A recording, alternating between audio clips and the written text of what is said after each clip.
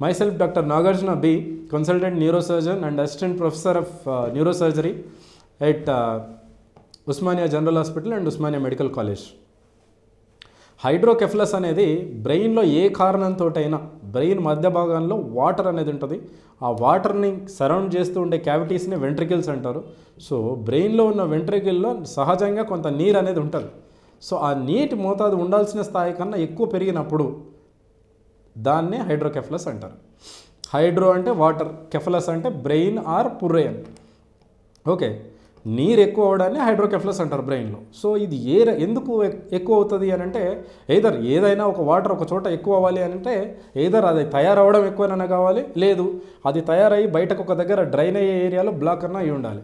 So సహజంగా ఈ hydrocephalus అనేది 100లో 95% to 99% ఆఫ్ ద పీపుల్లో వాటర్ తయారవడంలో వచ్చే ప్రాబ్లం చాలా తక్కువ.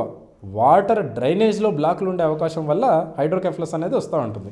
సో వాటర్ డ్రైనేజ్లో బ్లాక్ ఉండడం వల్ల సడన్గా ఒక రోజులో ఆల్మోస్ట్ మన బ్రెయిన్లో ఉండే వాటర్ కంటెంట్ దగ్గర 130 ml యావరేజ్గా చెప్పుకుంటాం మనం. అంటే 130 ml ఉండాల్సిన వాటర్ 30 ml వరకు పెరిగినా కూడా మన బ్రెయిన్ తట్టుకుంటుంది. అంతకు మించి వాటర్ పెరిగితే బ్రెయిన్ పైన ఒత్తిడి అవ్వడం వల్ల బ్రెయిన్ అనేది ఇండైరెక్ట్గా క్రష్ అయిపోతూ ఉంటుంది. దానివల్ల సడన్గా డెత్ అయ్యే అవకాశాలు కూడా ఉంటాయి. ఒకటేసారి సడన్గా బ్రెయిన్లో వాటర్ పైనుంచి కిందకి వెళ్ళే డ్రైనేజ్ అనేది కంప్లీట్గా బ్లాక్ అయినప్పుడు సడన్ డెత్ అయ్యే ఛాన్సెస్ కూడా ఉంటుంది. పర్టికులర్గా కొల్లాయిడ్ సిస్ట్ అనే ఒక కండిషన్ ఉంటుంది.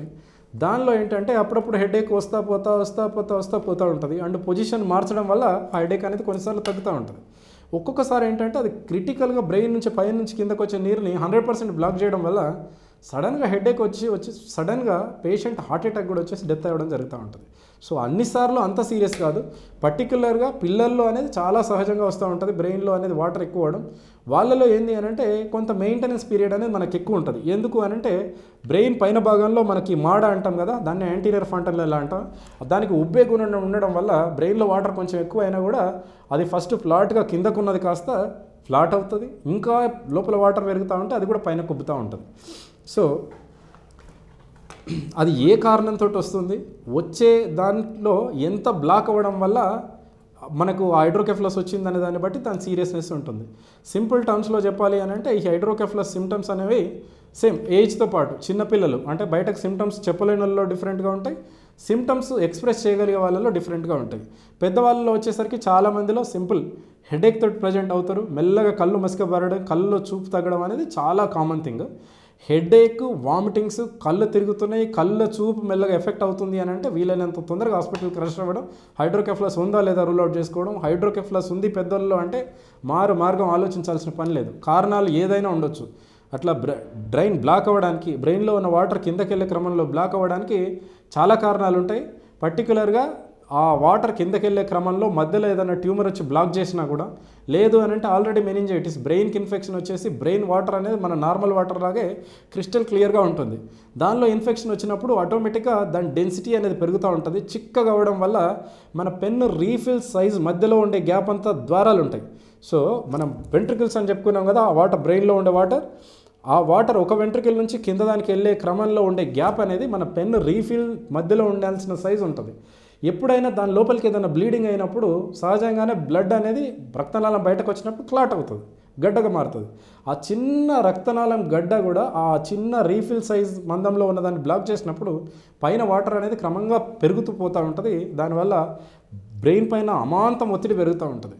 ఇది ఎంత సివియర్గా ఉంటుంది అని అంటే ఒక రోజు తయారయ్యే నీరు అనేది దగ్గర 400 నుంచి 500 ml అనేది వాటర్ తయారవుతూ ఉంటుంది. మనకు ఉండాల్సింది 130 ml సుమారుగా. సో ఆల్మోస్ట్ ఒక 4 నుంచి 5 వంతుల నీరు ఎక్స్ట్రా తయారైనప్పుడు మన బ్రెయిన్ తట్టుకోలేదు. అది ఎంతో కొంత కింద బ్లాక్ అనేది పార్షియల్గా బ్లాక్ చేసినట్టు, అంటే కింద డ్రైనేజ్ పూర్తిగా బ్లాక్ కాకుండా ఎంతో కొంత మొత్తాదులో బ్లాక్ చేసినప్పుడు సిమ్టమ్స్ తట్టుకోగలిగినట్టుగా ఉంటాయి. పూర్తిగా బ్లాక్ అయిపోయింది 100% అంటే ఒక్కరోజు కూడా బతకడం అనేది కష్టం. సో చాలామందిలో అదృష్టం కొద్దీ ఏంది అని అంటే ఎంతో కొంత మోతాదులో బ్లాక్ ఉండి కొంత మోతాదులో నీరు అనేది వేరే ఆల్టర్నేటివ్ వేలో క్లియర్ అవ్వడం వల్ల మనం బతకగలుగుతాం.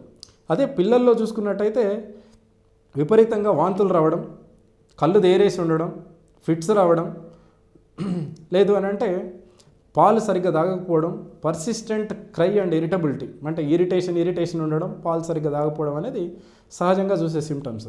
సో దీనికి హైడ్రోకెఫ్లస్ అనేది మన బ్రెయిన్ సర్జరీలో చాలా కామన్గా చేసే సర్జరీ. దీనికి కూడా దీని సివియారిటీ ఎంత ఎక్కువ ఉంటుందో దీనికి సర్జరీ చేసిన తర్వాత బెనిఫిట్ కూడా అండ్ పేషెంట్ రెస్పాన్స్ కూడా అంతే బాగుంటుంది.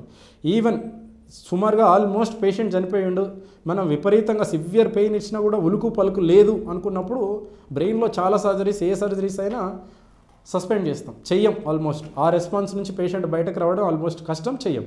కానీ బ్రెయిన్లో ఈ హైడ్రోకెఫ్లస్లో సడన్గా సివియర్గా హైడ్రోకెఫ్లస్ వచ్చి పేషెంట్ బాడీ నుంచి ఏ రెస్పాన్స్ లేకపోయినా సింపుల్ ఆయనంతటికి ఆయన పేషెంట్ కొంత శ్వాస తీసుకోగలిగినా కూడా మనం ఆ టైంలో ఎమర్జెన్సీగా సర్జరీ చేస్తే వీళ్ళు బతికి బయటకు వచ్చే అవకాశం చాలా చాలా బెటర్గా ఉంటుంది. ఇట్లాంటి మిరాక్యులస్ థింగ్స్ మన న్యూరోసర్జరీ డిపార్ట్మెంట్లో నెలకు ఒక 30 పైనే చూస్తాం ఈజీగా. కాబట్టి ఏ కారణంతో వచ్చింది, బ్రెయిన్లో ప్రెషర్ పెరిగిన సిమ్టమ్స్కి ఒకే రకంగా ట్రీట్మెంట్ ఉండదు.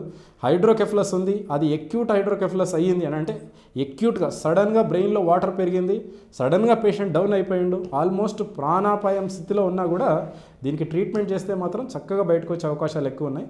ఒక్కసారి దాన్ని ఎమర్జెన్సీ సర్జరీ చేసి లైఫ్ సేవ్ చేసిన తర్వాత హైడ్రోకెఫ్లస్కి బ్రెయిన్లో వాటర్ పెరిగిన దానికి వెనకాల కారణం ఏముంది, అది ట్యూమర్ ఉందా, లేకపోతే అక్కడ ఏమైనా చీమగడ్డ ఉందా, లేకపోతే బ్రెయిన్లో వాటర్ లోపలికి ఏమన్నా రక్తనాళం పగిలి రక్తం వచ్చిందా, అది చూసుకొని దానికి కావాల్సిన డెఫినెటివ్ సర్జరీ మనం మెల్లగా ప్లాన్ చేసుకొని దాని ప్రకారం ప్రొసీడ్ అవ్వచ్చు.